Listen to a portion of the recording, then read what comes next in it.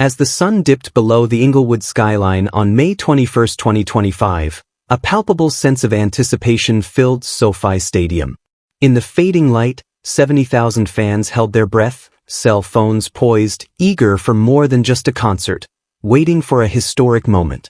When Kendrick Lamar emerged from beneath the stage, bathed in golden light, the thunderous cheer felt less like applause and more like recognition of a significant event. Over the next 3 nights, May 21, 23, and 24, Kendrick and co-headliner SZA turned that anticipation into an extraordinary reality, amassing a staggering $40.4 million from 147,000 tickets sold, shattering all previous rap box score records for a single venue. This achievement was not just about numbers. It represented a cultural milestone, a testament to legacy, and the undeniable power of 2 artists determined to redefine the possibilities of live music. By the way, welcome to Celebrity Hip Hop Showroom, where hip hop and celebrity drama never sleep, so hit that subscribe button so you never miss the mess. Let's get into it. At the heart of this success were Kendrick's roots in Compton. He didn't approach the stage as a distant superstar detached from his origins. Instead, he carried the weight and joy of his hometown with him. As he opened his set with the urgent lines of DNA, the raw energy of his formative years, survival, defiance, identity, poured through the speakers. Each lyric resonated more profoundly because the audience recognized it was not just a performance. It was a reflection of reality. From the intense energy of the opening track to the introspective calm of "Sing About Me, I'm Dying of Thirst," Kendrick wove a narrative that bridged the personal and the universal, inviting everyone in the stadium to contemplate their own roots, struggles, and triumphs. SZA's role was equally crucial. Her voice, at times crystal clear and at others filled with emotion, provided a counterbalance to the evening. She took the stage under a soft lavender light, starting with "Good Days," a song embodying hope and resilience. In that moment, the stadium seemed to release a collective sigh of relief. While Kendrick's verses called for confrontation, SZA's melodies offered comfort. Together, their performances created a journey, intense self-reflection followed by a cathartic release. This duality mirrored the complexities of life itself, reminding us that anger and tenderness can coexist and often must. Beneath the artistic display lay a meticulously planned series of record-setting accomplishments. Just weeks earlier, on April 19 in Minneapolis, Kendrick had established a new single-venue rap record, generating $9.125 million from 47,354 tickets, surpassing Eminem's long-held record. 4 days later, Houston achieved another milestone with $9.449 million in gross earnings.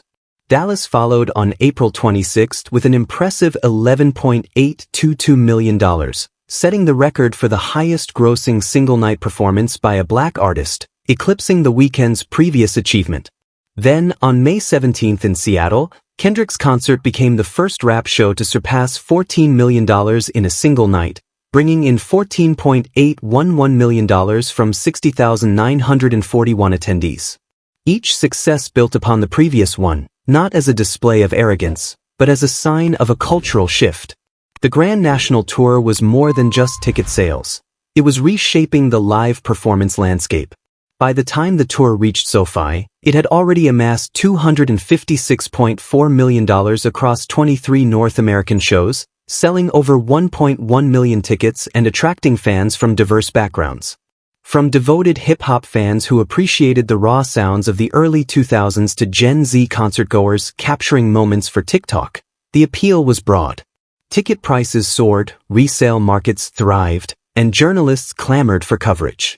Yet, those who managed to get tickets were not disappointed. They recognized they were part of something remarkable, a gathering that felt more like a ritual than just entertainment. The setup at SoFi was surprisingly simple. Large LED screens displayed striking visuals, cracked pavement, rising suns, and scenes from Compton, while live musicians provided a warm, organic backdrop.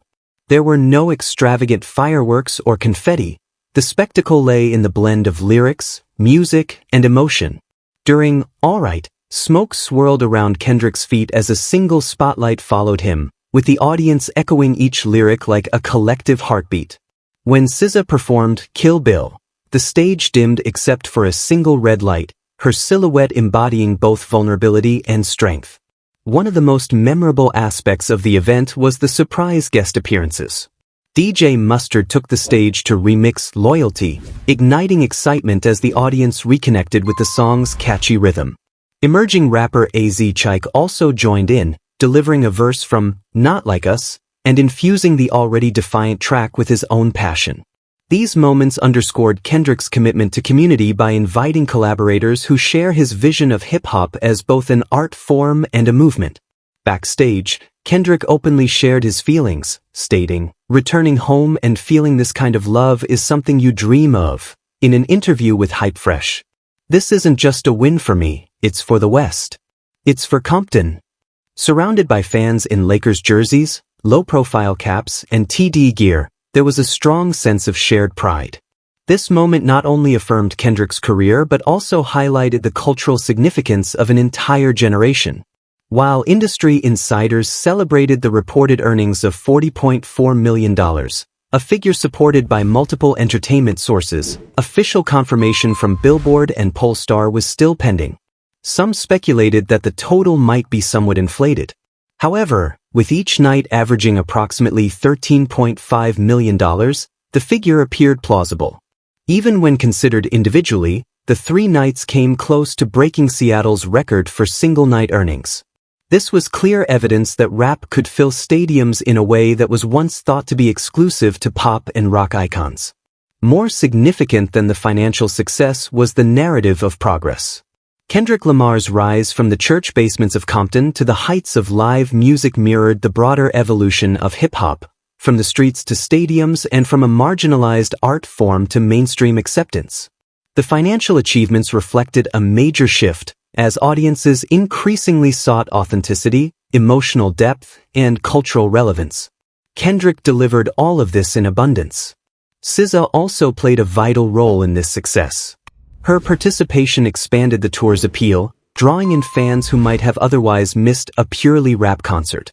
R&B enthusiasts, pop fans, and casual listeners all found something relatable in her performances. Her collaboration with Kendrick on All the Stars felt almost fated, with their voices intertwining in a story of hope and empowerment. This synergy, captured live under a ceiling of projected stars at SoFi, will be remembered as one of the tour's standout moments. The commercial success of the SoFi shows also placed Kendrick Lamar among a select group of artists who have grossed over $40 million in a single arena tour. While names like Beyoncé and Bad Bunny come to mind, it's important to note that Kendrick achieved this as part of a co-headlining rap tour, a first for the genre. This was not the achievement of a solo pop star or a reggaeton sensation, but rather a collaboration between a rapper and an R&B artist, showcasing how teamwork can yield remarkable results. Music critic Nina Bell encapsulated it well. "This isn't just a hip-hop tour, it's a cultural shift. Kendrick isn't following trends, he's setting new benchmarks." That benchmark now stands at $40.4 million for 3 nights at SoFi, but its implications run much deeper. It sends a strong message to promoters, agents, and the music industry that hip-hop stadium tours are not only feasible but also extremely lucrative. Looking ahead, there are whispers of a live album or concert film emerging from the SoFi performances. Fans are excited for behind-the-scenes footage, personal interviews, and unreleased songs. If this project materializes, it could become an important documentation of this era in live music, highlighting the commitment, hard work, and emotion that contributed to those memorable shows. Regardless of whether an official release occurs, the significance of those 3 nights is undeniable.